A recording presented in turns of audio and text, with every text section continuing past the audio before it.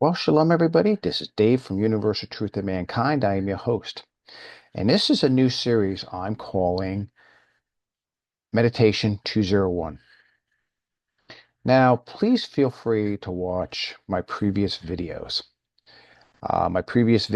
Meaning from just go to my playlist. If you go to the description, you see all the different playlists I have on different videos. I have nearly 300 videos out there. So there's plenty to watch. This is definitely unique. And it was spurred on by a recent illness that I had. So this new series is going to be called Self. Now, when I say self, I don't mean self in an arrogant way. It's not me, myself, and I type self, but rather self as me as being a composite being. And I'll explain more as I go on with this. But firstly, please subscribe to Rumble and YouTube. I'm on both. Please like and share these videos. I don't expect any money for them. I just simply want to share. So let's talk a little bit more about self. This is going to take a few episodes for me to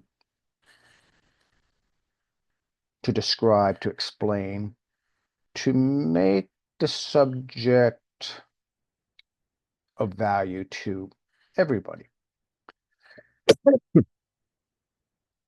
We are in a definitely a new phase of our existence. Our conscious level is entirely being transformed. And we have no choice to move forward, otherwise, we're going to fall behind.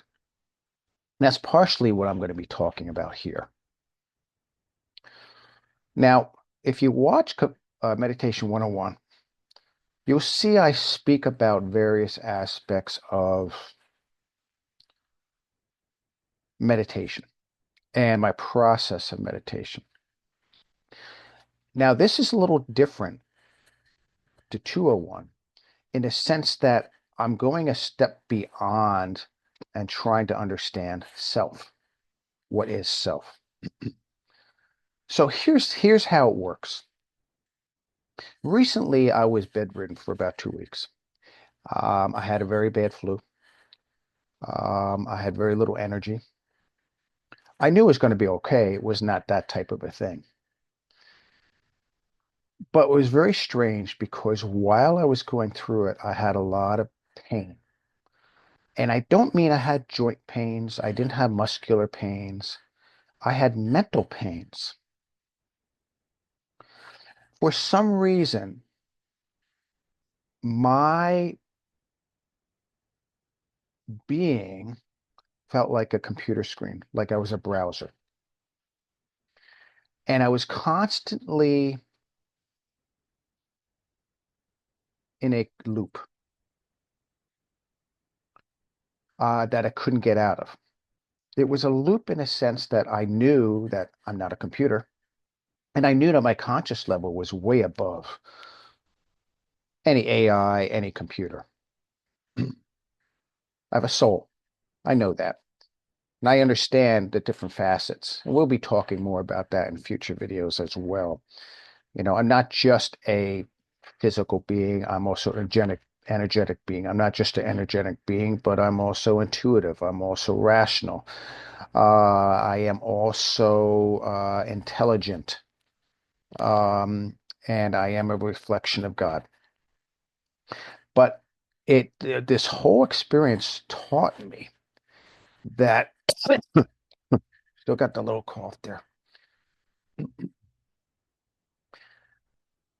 that my existence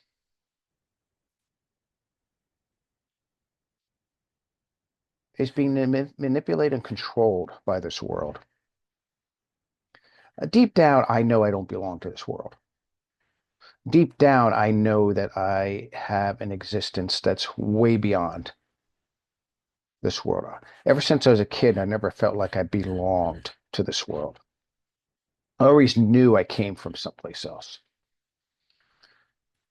I always knew that I had a special mission in this world, and I carry out that mission to the best of my ability.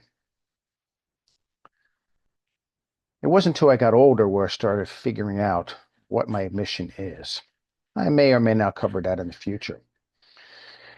But I realized that when I was not feeling well, that there was a techno god that was trying to control me. What do I mean by techno god? Artificial. I'm talking about artificial existence.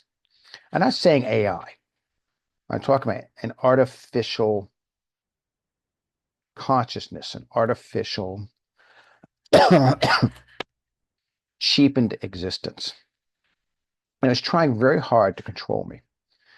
But I kept fighting back when I was sick. I said, no, I will not give in to this. And it was exhausting.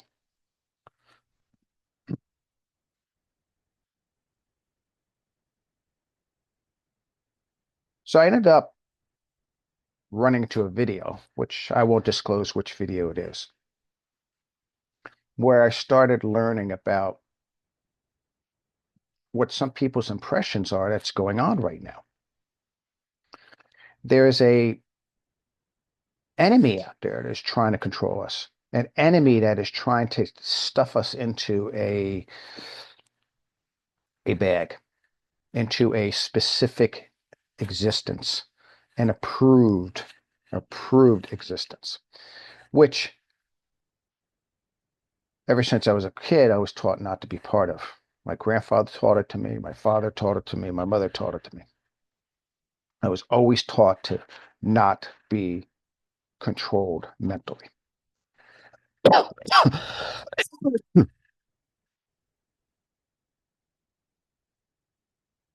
Now, I practice that. You can ask my kids. I practice that. You can ask my wife. I practice that. And as you all know, I'm very heavy into Kabbalah, the Zohar, and the various teachings thereof.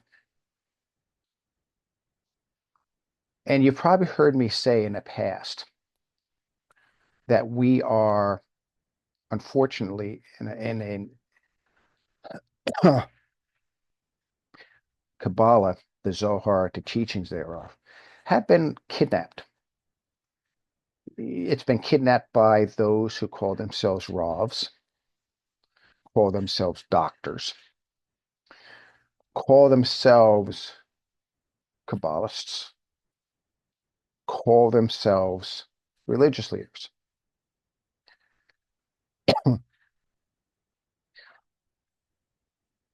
I don't care what you call yourself, but it's been institutionalized. Now, I will upset a lot of people, but I believe in being honest about what I believe. I don't care who you are, Rob, whatever. You're not my authority. And you are not going to cloak and hide the Kabbalah from me, the Zohar from me. You can call yourself Rabbi, whatever. You're not going to hide it from me. You can call yourself pastor, whatever. I don't care. Priest, whatever. Call yourself from whatever religion you want to call yourself from. I don't care. You're not my authority. I learned very early on that I have only one authority. And for sake of simplicity, we'll call it Hashem, meaning the name. That is my authority. This was all reawakened in me when I was sick. When I was sick, I had to make decisions. I had to decide who was in control of me. Now, this is going to sound strange to some of you. Moses is not even my authority. Rambam, all of them, they are not my authority. The Talmud is not my authority.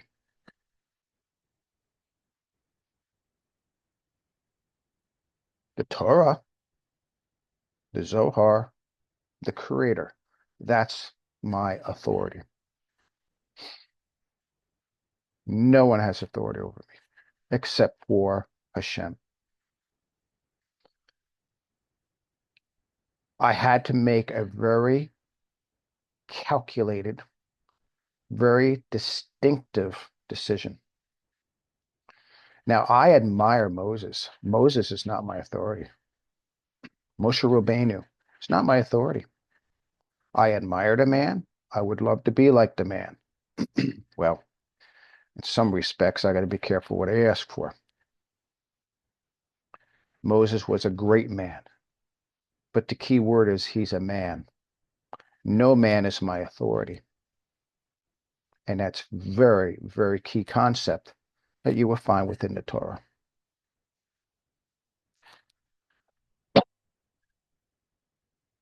In the past 20, I was reflecting on the past 22 years of my efforts to share, to learn, to make people aware of the spiritual aspect of existence. And after those 22 years, I've had many spiritual authorities try to befriend me, and I knew what they were up to. Instinctively already knew. I had many rabbis, I'll be honest with you, rabbis, who attempted to become my friend, and they slowly inched their way in. First, they become totally enamored by your talents, your insights, your vision. And little by little, they critique you. And then eventually they try to totally control you and tell you how you're supposed to do things.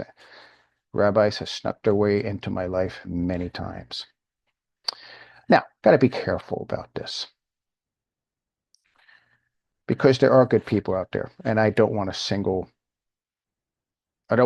stereotype, but there's enough out there that you have to be concerned with. My grandfather taught me to seek wisdom, and the only way to seek wisdom was to seek God himself, for he is the source. It is the source of wisdom, period. Nothing else is. Standard Judaism is run by the people I would call mixed multitude. The mixed multitude are anti-Kabbalists. I told you I'm going to be honest here. Many of you are not going to like this. You're just going to hang up. Fine. Do so. But I will warn you, listen to everything I'm saying, and then make your judgment. Are there good people out there? Absolutely. Good rabbis? Yes. Are there good pastors out there? Yes. Good priests? Yes. But just like politicians, you have good ones and bad ones.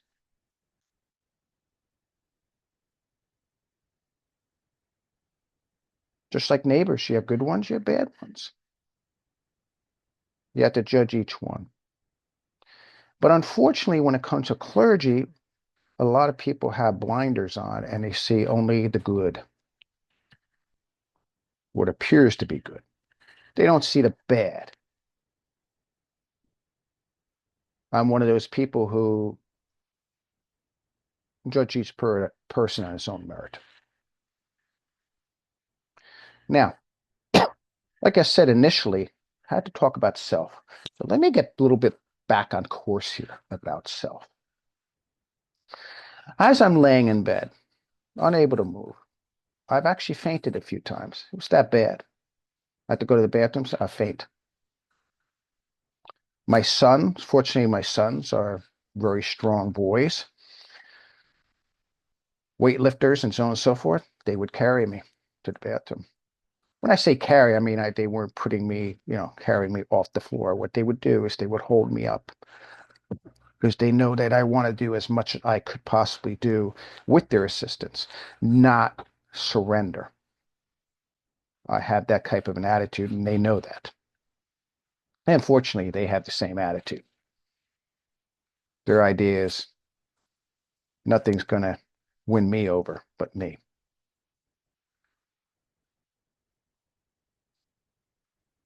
So I had to look at life in a conscious perspective. I had to view life as, or mission of life, to get to a higher conscious level. And that's been my aim in my meditations and my studies since I was 7 years old, at least 7, because I knew I didn't belong to this world. I knew I was a gift to this world. Now, understand what I'm saying. I'm no more, no less a gift than the next person. But each one of us is a gift. And that's the point I'm trying to make. Unfortunately, this world tries to take us and stuffs us into a specific box and say your uniqueness, your specialty is because you fit this box. And if you don't fit this box, you're not special. I saw this in wokeness. People were special because they had their own pronouns. But if you do not choose a pronoun other than the standard ones, he or she, then you were lesser of a person in their eyes than someone who had pronouns. So they were just playing reverse psychology. They're sickos. Call it what it is. The insane was trying to take over the sane world. They're losing, and they lost. Thank God. But as I laid there sick,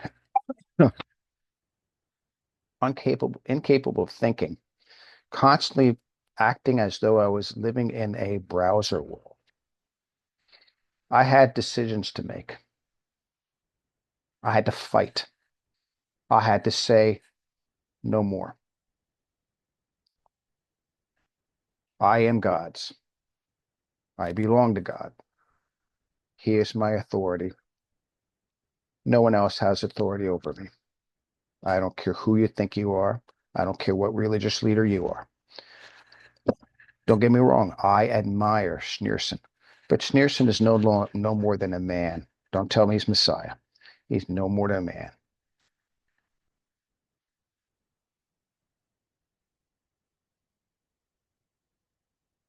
You want to give me another name from another religion? Dalai Lama? Nothing more than a man. Me, I'm no more than a man. I have to accept that. What makes me special and unique is my relationship with the Creator. That's a conscious level. So I had to start digging into a higher conscious level and start putting away these influences of the world. I had to start discovering myself.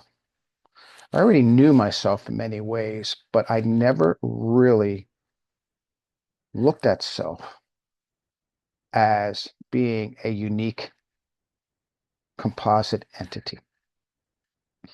And that's what these videos are going to be focusing on. How to touch that, how to be that, how to look for that, how to become that. The key to get there is the Torah. The key to get there is the Zohar. The key to get there is to surrender yourself to the only authority that there is. And for sake of argument, we're going to call it Hashem for the moment. I'm using it because it makes the subject vague enough to add to and to develop as we move on. I really do hope this helps all of us. We're in a new world now. We're in a new age. And we had to start waking up. If we don't, we're going to cease to exist. We exist by progressing forward, not by putting our feet in the ground and saying, I ain't moving from this point. I know a lot of people like that, and they're going to falter. It's time to discover self. It's time to implement self. It's time to be self. That's our strength. If we are all our self, the composite self, not the arrogant self, then our power is in the many, not the individual. But at the same time, the power is in the individual as well as the many. That's what we're aiming for. So stay tuned and don't cut short these videos because I am going to be constantly like an ice pick, picking and chipping away at this block of ice till we start discovering who and what we are. I'm not a new ager. I just want to warn everybody. I'm not. So don't come to me and say, oh, that sounds like, no, no, no, no, no. Creator has a plan for us. And that plan is for us to become everything we're supposed to become. No one has authority over you. Not the police, not the politician, not the government. When you are of age, not even your parents have authority over you. You are to seek the authority and place yourself firmly under that authority. And like I say, we will talk more about this as time moves on. This is only my first stab at this.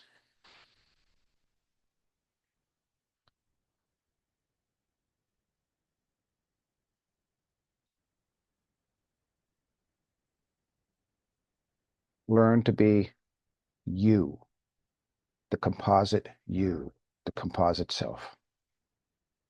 Take care, everybody. Have a great day. And shalom, shalom.